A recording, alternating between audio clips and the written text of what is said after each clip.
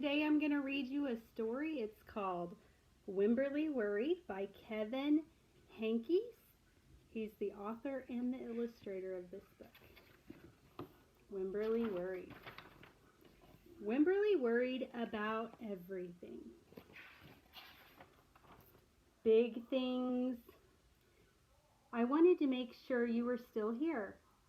Little things and things in between. Mama, what if I shrink?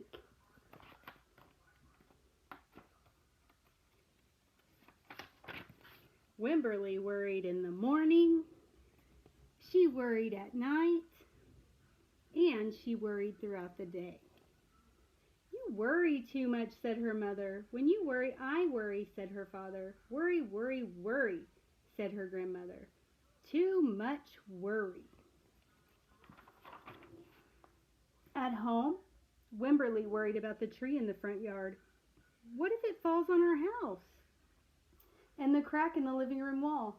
What if it gets bigger and something comes out of it? And the noise the radiators make.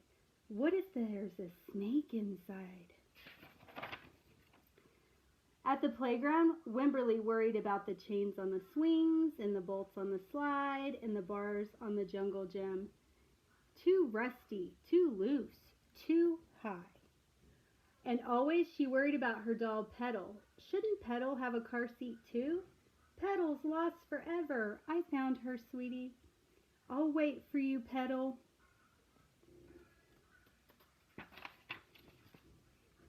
Don't worry, said her mother. Don't worry, said her father. But Wemberly worried. She worried and worried and worried. When Wemberly was especially worried, she rubbed Pearl's ears. Wemberly worried that if she didn't stop worrying, Petal would have no ears left at all. On her birthday, Wemberly worried that no one would come to her party. See, said her mother, there was nothing to worry about. But then Wemberly worried that there wouldn't be enough cake. This child is saying, this is the best present ever. I wish I had my birthday today. On Halloween, Wemberly worried that there would be too many butterflies in the neighborhood parade. See, said her father, there was nothing to worry about. But then Wemberly worried because she was the only one. You worry too much, said her mother. When you worry, I worry, said her father. Worry, worry, worry, said her grandmother. Too much worry. Soon, Wemberly had a new worry, school. Wemberly worried about the start of school more than anything she had ever worried about before. By the time the first day arrived, Wemberly had a long list of worries. What if no one else has spots? What if no one else wears stripes? What if no one else brings a doll? What if the teacher is mean? What if the room smells bad? What if they make fun of my name? What if I can't find the bathroom? What if I hate the snack? What if I have to cry? Don't worry, said her mother. Don't worry, said her father. But Wemberly worried. She worried and worried and worried. She worried all the way there. While Wemberly's parents talked to the teacher, Mrs. Peachum, Wemberly looked around the room. Then Mrs. Peachum said, Wemberly, there's someone I think you should meet. Her name was Jewel. She was standing by herself. She was wearing stripes. She was holding a doll. Can you find her in there?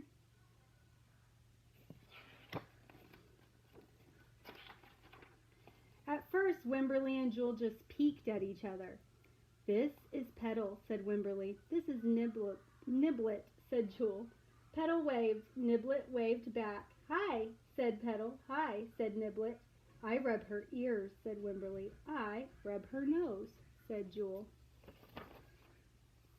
Throughout the morning, Wemberly and Jewel sat side by side and played together whenever they could. Petal and Niblet sat side by side too. Wemberly worried, but no more than usual, and sometimes even less. Before Wemberly knew it, it was time to go home. Come back tomorrow, called Mrs. Peachum as the students walked out the door. Wemberly turned and smiled and waved. I will, she said. Don't worry.